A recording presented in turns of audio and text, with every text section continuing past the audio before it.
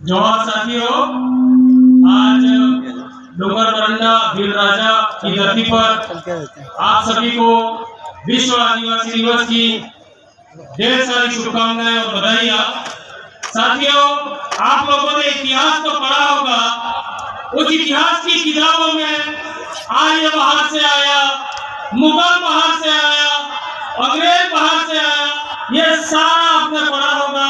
लेकिन आदिवासी बाहर से आया, ये कहीं नहीं पढ़ा होगा, क्योंकि आदिवासी इस देश का मूल मालिक है। साथियों, कुछ लोग आज भी उनकी नालायक औलादें यहाँ पर रह गई है, वो समय समय पर हमारे जन जागरण को बदनाम करने का काम कर रही है। साथियों, हम लोग 2015 से जो जन जागरण का काम कर रहे हैं, हमारे जन जागरण में संवैधानिक बात की जाती है, भाईचारे बढ़ाने की बात की जाती है, शिक्षा बढ़ाने की बात की जाती है, संस्कृति को बचाने की बात की जाती है। लेकिन यहाँ पर जो लोग हैं बार बार हमारे जन जागरण को बदनाम करने का प्रयास करते हैं। आज मैंने सोशल मीडिया के माध्यम से एक ग्रुप में पढ़ा था, कल चौक अपन जो कहते हैं मनसा, उसका कार्यक्रम था। मंदिरों में बहुत सी अपने जो अज्ञानवश बेटियां पहुंच गई, उसको लेकर एक भास्कर परिवार के किसी व्यक्ति ने, हमारे दादा आज मौजूद नहीं है, उन विषय पर एक कमेंट किया था कि कांवरियों तो कह रहा था कि इन मंदिरों में हमारी बेटियां नहीं जाती है, तो कल की भीड़ कैसी रही।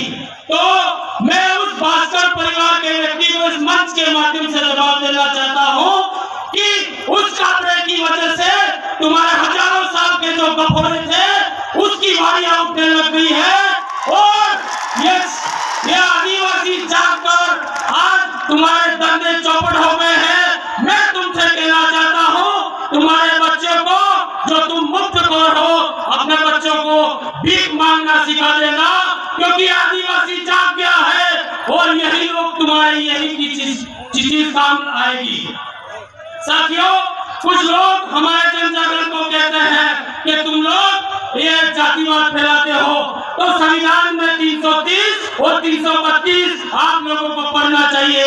यहाँ के कुछ नेता कहते हैं कि यहाँ पर सीआरपीसी और आरपीसी लागू नहीं होती है, तो बेवकूफों, तुम लोगों को संसद और विधानसभा में मांग करनी चाहिए, या प्रशासन और अखबारों में लेकर किसको साबित करना चाह रहे हो।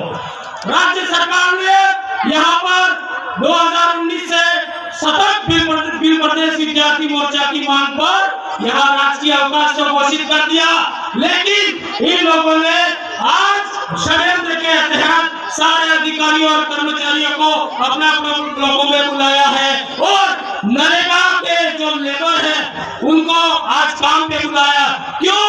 क्योंकि आज यहाँ जो भीड़ आई है वो स्वतः ही किसी की बुलाई हुई भीड़ नहीं है, ये पैसों की बुलाई हुई बड़ी है भीड़ है। लेकिन जो नेता है, संतरी है, मंत्री है, उनके कार्यक्रम में वैसे भीड़ इकट्ठी नहीं होती है, तो नरेगा के लोगों को ले जाकर ये भीड़ दिखाना चाहते हैं। उन नेताओं से हम भी कहना चाहते हैं, अगर आप में आदिवासियों का खून है और अगर आप आदिवासी है, तो यहाँ मंच में आइए, सामाजिक प्रोग्राम में आइए, तुम सरकारी काम काजों के नाम पर ये ढिंढोरा पीटना बंद करो।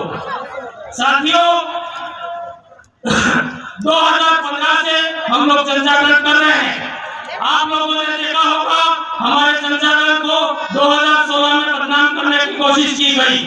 बदनाम कसारिया और ये जसेरा में मूर्तियां तोड़ दिया गया, कांच फोड़ दिया गया, यह भी काम हुए।